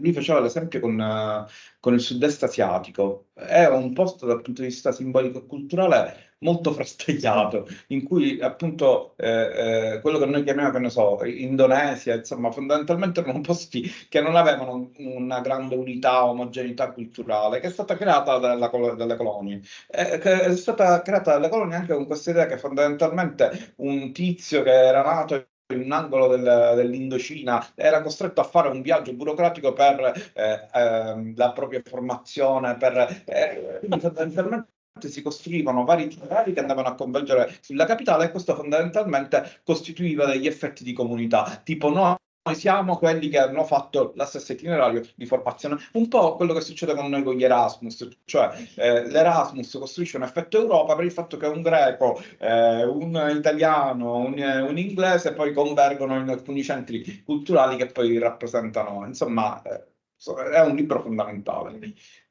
Questa idea delle comunità immaginate funziona perché lui appunto ha praticamente una sorta di punto di vista per cui la comunità è fatta la comunità vera è fatta da persone che si conoscono e che quindi che hanno un rapporto personale e intimo, e in realtà dice le nazioni sono una sorta di camuffamento, diciamo, comunitario, cioè sono delle comunità immaginate perché appunto persone che non hanno nessun contatto, la cui appartenenza nazionale è stata disegnata a tavolino dai coloni, poi fondamentalmente finiscono per pensarsi come fratelli, mentre in realtà appunto storicamente magari questa cosa è difficile da dimostrare. Quindi l'idea che fondamentalmente la nazione proietta fuori da sé verso il passato e verso il futuro, appunto un'idea, diciamo, di comunità sempre sempiterna.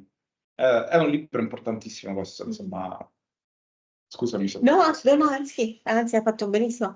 E Salman Rushdie, lui, dovrei tornare a lui, lo ha scritto un saggio di essay prendendo questa metafora di Imagined Homeland, dove parla della lingua inglese. Parla della lingua inglese, cioè, adesso appartiene anche a noi. Siamo stati una colonia, voi avete voluto imporre la vostra lingua, che era così, ma è anche una lingua di grande potere, così ora li si può sfruttare, ecco. Però he says that English belongs to everybody. precisely because of the history of the empire and everything. So it's no longer connected to one country or one patria in particular, like the German Romantics in particular thought about it. And so that's a nice metaphor. And I was just thinking, or things that we were talking about and that we started talking about before as well. Stavo parlando di quell'idea dell'autenticità e promuovere, vendere, market l'autenticità. Ed è una cosa che devo dire, io sono un po' romantica su quel punto di vista. Quando sono venuta in Sicilia, è tutto qui, adoro tutte le cose tradizionali, adoro la strada che è un po' rotta e ho questa idea un po', capisco che è un'idea un po' romantica, ecco. Però l'autenticità è difficile da vendere. Cioè, un mio amico diceva, il problema, questo è il problema del turismo. Tutto è sempre il turismo promette autenticità, ma diciamo c'è una sorta di paradosso del turismo, per cui nel momento in cui tu indichi un determinato posto, un determinato cibo come autentico, immediatamente stai svilendo quell'autenticità, per cui fondamentalmente diventa qualcosa di stereotipico, e quindi fondamentalmente c'è l'idea che il turismo vive in questo paradosso, che deve sempre ricercare l'autenticità, ma che in realtà appena la indica immediatamente la svilisce. Però funziona. Funziona. Funziona almeno per voi non lo so, cioè per chi è lì e lo vede non lo so, però chi è all'esterno funziona alla grande. Sì. I think it works really, really well here, at least. E perché già aveva comprato casa qui quando poteva comprare casa in tutte le parti del mondo? Qui. There must be a reason for that. And I think the reason has to do with it still. I mean, there's a pro and a con. There's a very negative side to that as well, which is that if Sicily is so charming, if you like, precisely because it's a little, non è ancora così economicamente sviluppato, mancano i grattacieli, mancano questo, giusto, ed è meglio così, ecco.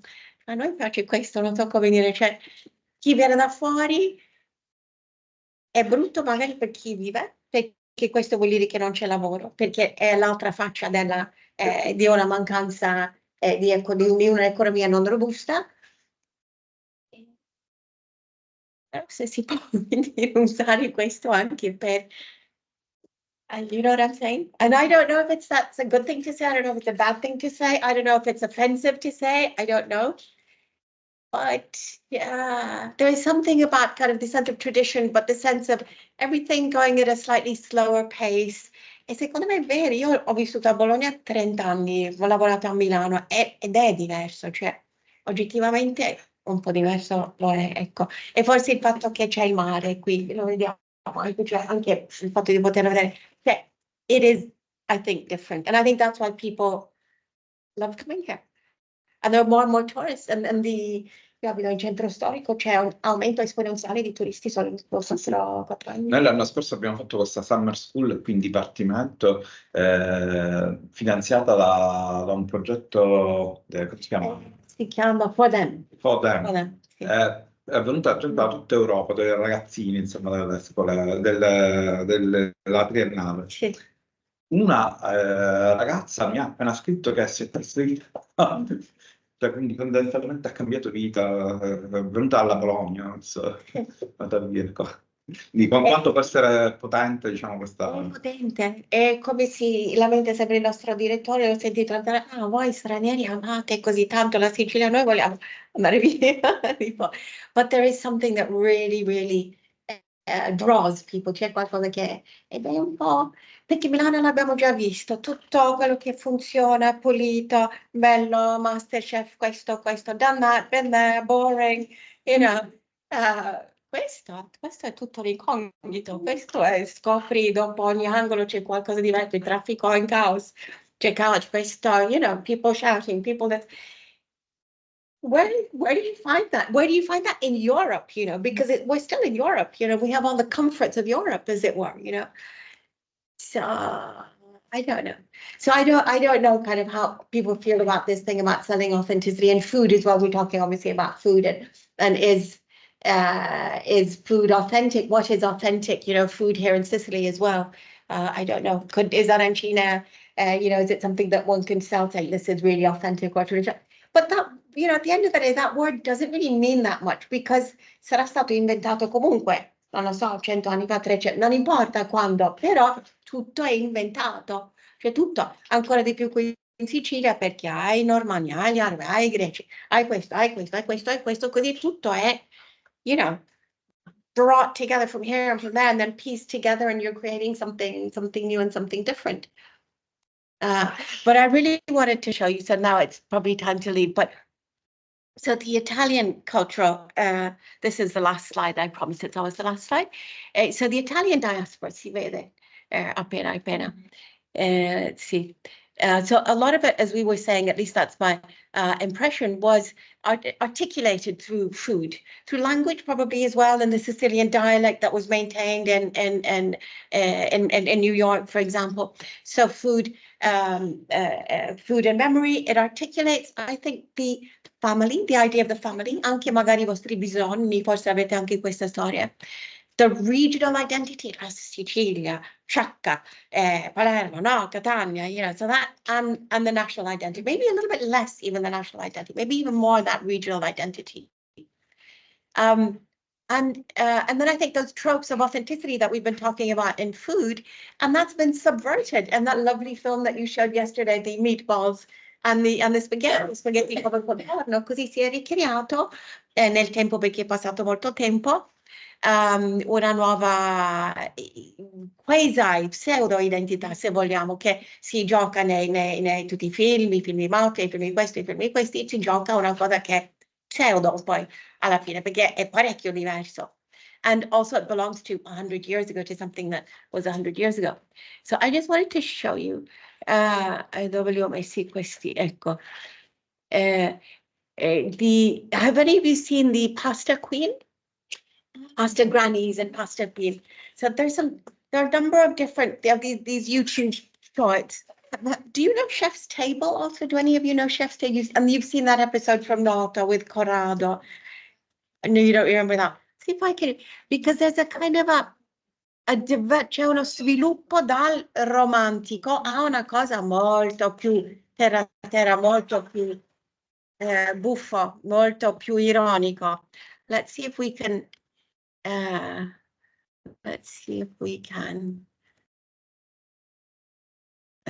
get that to work. Yes, it looks like it's working.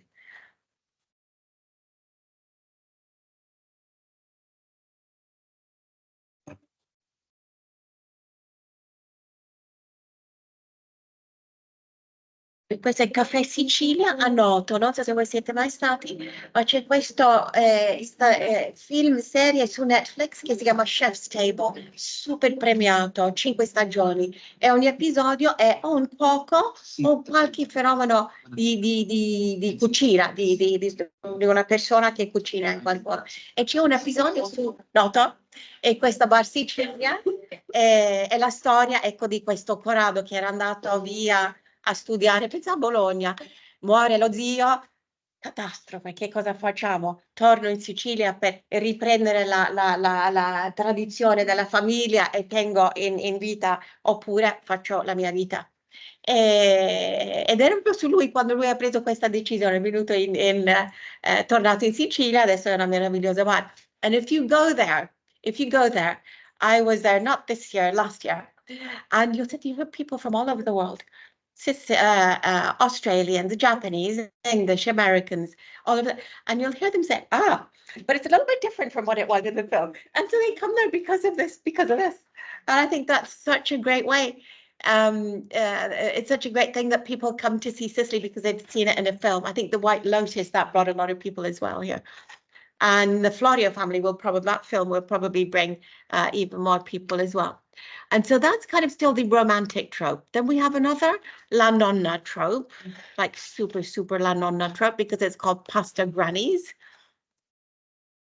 Così La Nonna nella pasta asciutta, tipo. And it was very popular. There were a lot of spin-offs of this. And there was a bit of merchandising. See if it comes up now. You can see it. Granny è la parola per la nonna, no? È molto informale. ecco, le varie nonne, ecco, 100-year-old di Annunziata, pasta di fregola, la ricetta super autentica. So the older they are, the better. She's 86, she's 100, she's 96, she's this, she's that. So it worked really, it was quite successful. Here we have pasta fagioli, cioè il più proprio autentico non è anche tradizionale, usiamo Su questa. questa cosa delle nonne c'è una sorta di piccolo scherzetto che circola fra studiano queste cose, Sì. che è legato al fatto che fondamentalmente questa ossessione per le nonne, Sì. se ci pensate, salta una generazione, che è praticamente la generazione delle mamme, Sì. che fondamentalmente erano giovani quando fondamentalmente si faceva le scatole, i sofficini Findus, eccetera, eccetera, quindi fondamentalmente, diciamo, il tasso di persone che ricordano con nostalgia i sofficini è molto minore rispetto a quelli della pasta al forno delle nonne. That's true. Non la sopporto. Non sopporti? No, perché è troppo stereotipata. Mi dà fastidio. La quella della nonna? No, lei. È molto, sì, anche a me mi urta un po' i nervi e non riesco a capire se è completamente ironica o no, non riesco a... Sì, completamente, sì. Anche perché lei usa apposta anche le padelle, le pentole antiche. Sì, no, ma non riesco a capire il perché. Se è più la cosa della nonna oppure se prende in giro tutti quanti. I don't know. Non lo so. Ma comunque questo non l'ho studiato molto, però mi sembra che c'è questa evoluzione dalla a Bologna sarebbe la nonna con la mattarella e i tortellini, ecco, alla pasta e quello funziona molto negli Stati Uniti, anche lei ha avuto molto successo. E poi and then I don't know if you know these guys. Hang on, we can turn that off. We can turn that off. They're really funny. They're really, really funny. Ed è come se fossimo andati, lo stesso trope del cibo autentico, lo stesso, teniamo le tradizioni italiane, non si può cambiare una virgola, assolutamente no, su spaghetti e sulla pizza e sul ketchup, su queste tre cose che sono cose che vanno sempre in ognuno di loro, ma fa morire da ridere. It's really funny. Così è andato dal romanticismo all'umorismo. Perché fanno questa cosa con gli spaghetti, così inizia sempre così qualcuno che sta per rompere gli spaghetti, allora loro si vendicano con qualcos'altro su questo paese. And then it's become bigger and bigger. And I've just been watching it for the last few days. And then they have like competitions. I'll just show you a few of them. And it just seems to me that we're turning a corner, come se quel trope, come se fosse cambiando. Ed è bello che cambia, perché dicevo all'inizio che questo è un trope femminile, quello della mamma e della nonna. Questo è tutto maschile. C'è loro due, ma poi vedremo altri due ancora più maschili. Ecco, questo lui è un cuoco russo e adesso fanno delle cose insieme. Prima si ispiravano tipo sull'internet e poi adesso fanno delle cose ed è sempre là. La bottiglia di vodka. You break our spaghetti. I'm going to break your vodka bottle. I'm not Italian. Oops. E poi lo fanno apposta. And it really is quite. And then I'll show you there's one other guy. Good try. I'm not Russian. Hang on a minute. I'm not Italian. He's not Italian, so he's allowed to do whatever he wants. Però questo gioca moltissimo su questa cosa del cibo autentico e in modalità di fare il cibo autentico soprattutto e ha scelto queste tre cose: spaghetti non li rompere mai perché sennò veniamo a ucciderti, pizza, che cosa si mette sulla pizza? Assolutamente non la ananas perché sennò ti prendiamo a botte, e poi il ketchup infatti lui mette l'ananas, allora si vendicano.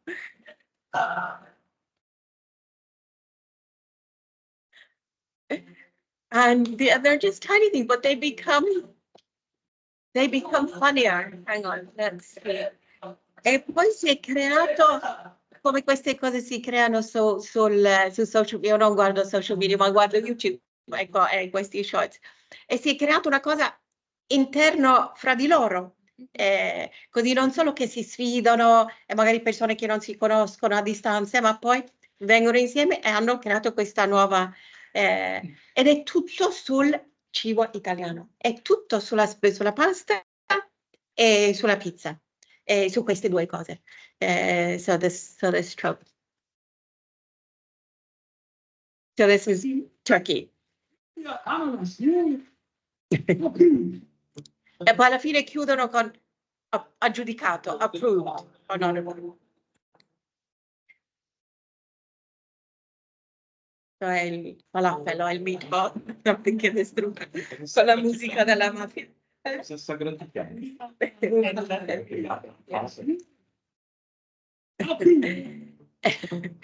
And then let's see if I have it. I think I have it. Yeah, there are a few more, così un pochino di pazienza, anche perché è così lento. La musica della mafia, sì. Ovviamente, sì. Poi mi sembra di andare dal sentimentalismo verso una cosa più scattante, più buffo, più ironico, più maschile, anche cioè meno.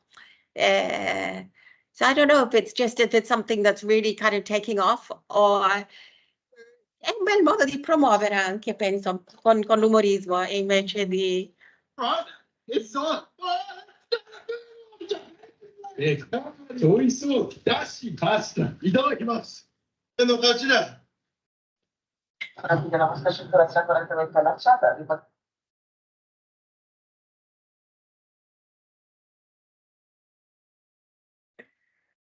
It's all about traditions and authenticity.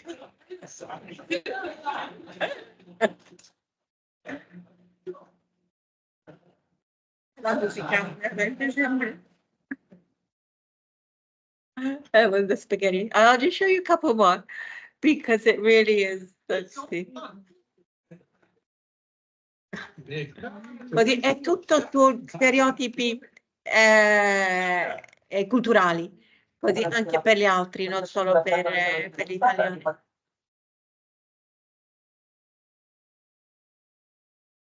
That's how you become popular on the internet as well, I think. To choose something that's simple, that there's one idea, you do the same thing, you wear the same clothes, you say the same thing, so hai 2 o 3 parole che è sempre la stessa, pam pam pam pam pam, e 1000 variazioni della stessa cosa.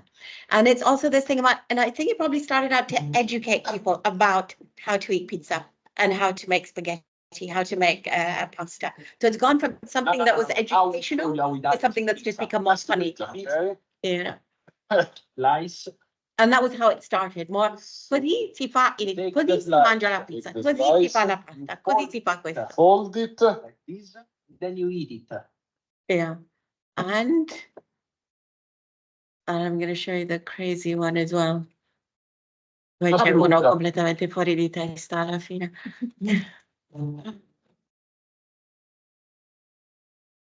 And he's almost the funniest one, or the two of them together, perché lui è l'italo-americano. Let's see.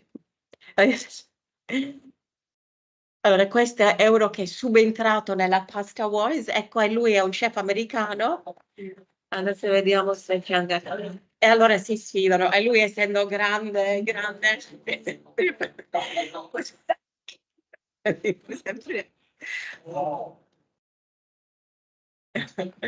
And there's one more who's missing, the italo-americano, dove è andato? Ecco, ok.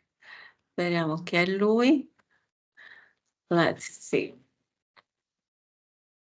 Or do you think è un caso questo secondo voi? Oppure c'è un po' una nuova tendenza a fare le cose un po' più. Cioè io non ho neanche Instagram, per dire così, io non so queste cose, però è una tendenza di fare cose più divertenti adesso rispetto a cose più. Sono 2 filoni, cioè non penso che il primo, la cosa delle nonne, sia sparita. Ok. Però penso sia un qualcosa che sta emergendo. Ma in realtà vedo anche Questo è un italo-americano che adesso si è spostato, penso qui. Così ha il padre italiano e la mamma italo-americana.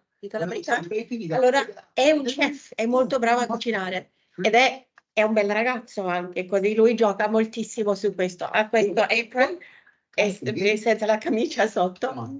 Per esempio ha fatto uno insieme con Paris Hilton. And he's hilarious. Ed è completamente sopra le righe. Alcuni io non riesco a guardare perché veramente è troppo. And he always finishes with the same thing. Finisce sempre con la stessa parola. Che dice bitch è una parolaccia e lo dice con un altro accento in un modo particolare e l'ha scritto sulla sua grembiula, così è proprio un branding, un marketing del suo brand ed è tutto sulla pasta, sul cibo italiano, è tutto sulla pasta e poi alla fine e loro tutti questi tre, quello il signore nero che abbiamo visto e lui e i nostri due ragazzi si incontrano. Adesso vediamo se sono riuscita a trovare quello giusto. Allora tutto quello che è virtuale nello spazio virtuale viene portato in un spazio comune. I think it's really funny and I think it's a brilliant way, a different way kind of to sell Italy or to promote Italy or to promote Italian food as well. Because it's so respectful of Italian food. So at the heart of all of this goliardia, questo umorismo, c'è questo rispetto quasi riverenza spirituale quasi per il cibo italiano. Ecco.